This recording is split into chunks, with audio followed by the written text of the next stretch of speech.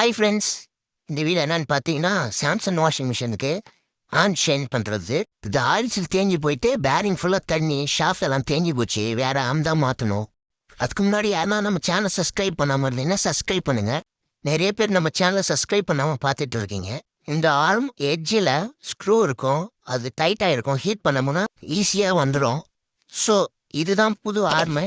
ட்ரம்மை எல்லாம் வாஷ் பண்ணிவிட்டு ஆர்மை வந்து கரெக்டாக சீட் பண்ணி ட்ரம்மில் ஃபிக்ஸ் பண்ணணும். ஃபிக்ஸ் பண்ணிவிட்டு 3 ஸ்க்ரூவும் நல்லா டைட் பண்ணணும். இந்த மாதிரி வாஷிங் மிஷின் பற்றி நல்லா டீட்டெயிலான சீக்ரெட்டான டிப்ஸ்லாம் தெரிஞ்சுக்க நம்ம சேனலை ஃபாலோ பண்ணிடுங்க.